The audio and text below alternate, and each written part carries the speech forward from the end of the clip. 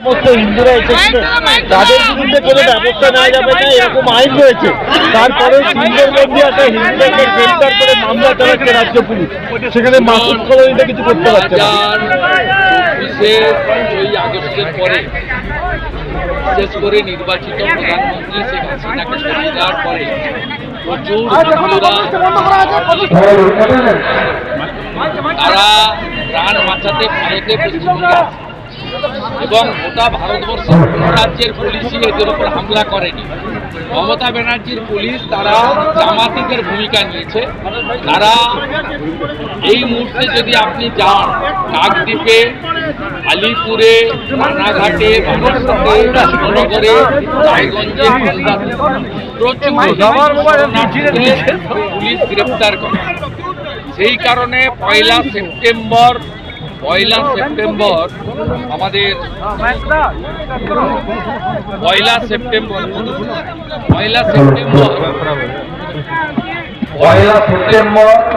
2025 ভারত সরকারের পক্ষে স্বরাষ্ট্র দপ্তর থেকে নোটিফিকেশন করে দেওয়া হয় যে কোনো হিন্দু শরণার্থীকে ধর্ম বাঁচানোর জন্য যারা পশ্চিমবঙ্গে এসেছে বা ভারতে এসেছে তাদেরকে পুলিশ হামলা করতে পারবে না।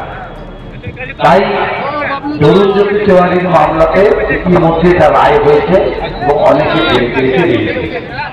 আমরা এটা দেখে নেব এবং এই সরকার কমপ্লিটলি হিন্দু শরণার্থীদের উপর অত্যাচার করছে, সেই কারণেই ভারত সরকার এই নোটিফিকেশন করেছে।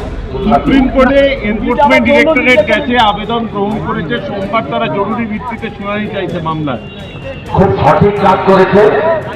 শুধুমাত্র ইডির তল্লাশির সময় বা অনুসন্ধানের সময় মুখ্যমন্ত্রীর নেতৃত্বে রাজীব কুমার মনোজ ভার্মার হামলা করেছে তা নয়। গতকাল কলকাতা হাইকোর্টে বেলা 2:30টার সময় শুনানির সময় তৃণমূল কংগ্রেস লিগাল সেল কয়েকশো লয়ারকে জড়ো করে রাজ্যের মাননীয় বিচারপতি সুব্রা ঘোষের এজলাসে অচলাবস্থা তৈরি করেছিলেন। এই ঘটনার মূল দায়ী মুখ্যমন্ত্রীকে বাঁচানোর জন্য। তাই কলকাতা হাইকোর্টে এই মামলার শুনানির পরিবেশ নেই বুঝেই ইডির পক্ষ থেকে যে উদ্যোগ নেওয়া হয়েছে আমি মনে করি সঠিক, এবং ইডি যে আবেদনগুলো হাইকোর্টে করেছে তার লয়ারের মধ্য দিয়ে এটা গোটা পশ্চিমবঙ্গের মানুষেরই বক্তব্য। এই মামলায় সিবিআই হস্তক্ষেপ দরকার।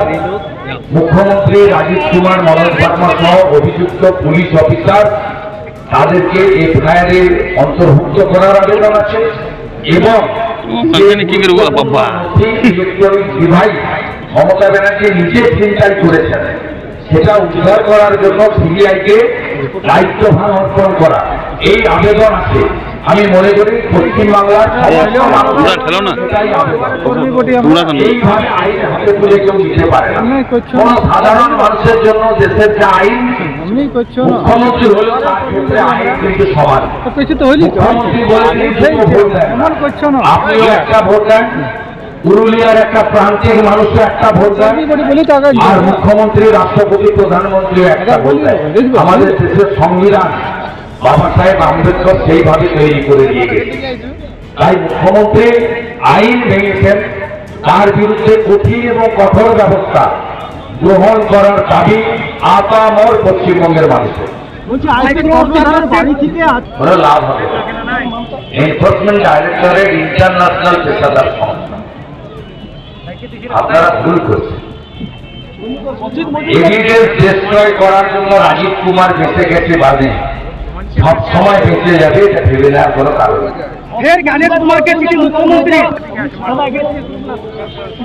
जगन्नाथ शुभेंदु और होम गृह मंत्री ने उनके खिलाफ कल लीगल नोटिस दिया है।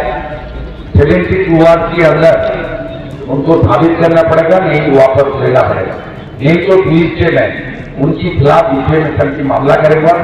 उसका बाद मैं हायर कोर्ट भी जाऊंगा। ममता बनर्जी का दिमाग का इलाज का जरूरत है। उन्होंने जो कर रहा है सीधा सीधा डर की कारण कर रहा है। इस बार चुनाव में उनको उखाड़ फेंकने के लिए बंगाल का पूरा जनता यूनाइटेड है। দেখলে না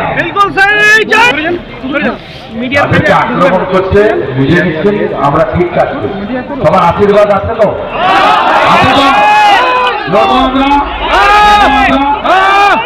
আশীর্বাদ পঁচাশি বছরের নিচে যারা, তাদেরকে ডাকবেন। অনেকগুলো অপশন দিয়েছে ইলেকশন কমিশন।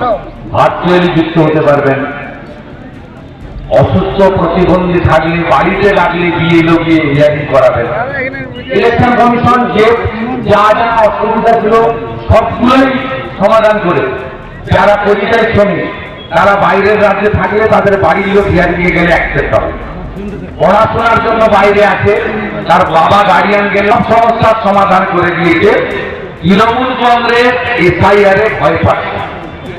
58 লাখ বাদ গেছে, আরো কত বাদ যায় দেখবেন। ভোটের আগেই সিট পটান হবে।